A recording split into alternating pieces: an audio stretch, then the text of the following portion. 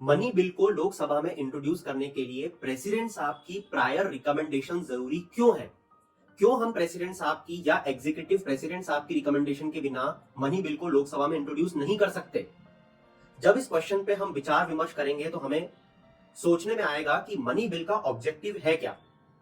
इससे हम देना चाहते हैं पैसा या एग्जीक्यूटिव देना चाहती है पैसा to constitutional authorities and different executive wing.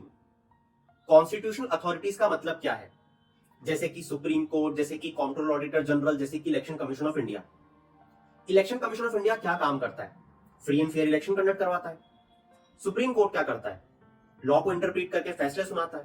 Controller auditor general क्या करता है? वो खर्चा बताता है, सही हुआ है, गलत हुआ है, उसमें क्या खामी है। क्या आपको नहीं लगता कि बहुत बार कॉन्स्टिट्यूशनल अथॉरिटीज फेस ऑफ में चली जाती हैं, टसल में चली जाती हैं, झगड़ा करने लग जाती हैं एग्जीक्यूटिव से? सुप्रीम कोर्ट आए दिन फटकार लगाने लग जाता है। कंट्रोलर ऑडिटर जनरल बताते रहता है तुमने गलत खर्चा किया है।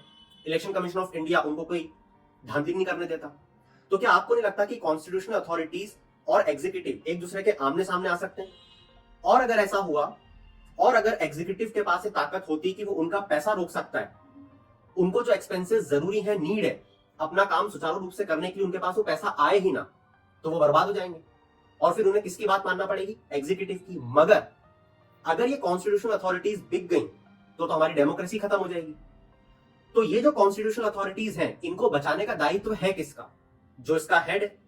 मगर इसका हेड है कौन? वो प्रेसिडेंट है। क्योंकि प्रेसिडेंट साहब इन कॉन्स्टिट्यूशनल अथॉरिटीज का हेड होने के मुताबिक उनकी जिम्मेदारी है to protect, preserve and defend these constitutional authorities. और इस कारण से जब एग्जीक्यूटिव मनी बिल को लोकसभा में ले जाने की बात करता है प्रेसिडेंट साहब से, तो वो देखते हैं कि जो चार्ज एक्सपेंडिचर है इन अथॉरिटीज के लिए, वो पैसा इनको पर्याप्त दिया जा रहा है या नहीं, वरना वो रिकमेंडेशन ही नहीं देंगे। और अगर रिकमेंडेशन नहीं दी तो सरकार पैसा खर्च करेगी कैसे? तो वो खत्म हो जाएगी। ये इसके पीछे का रीजन।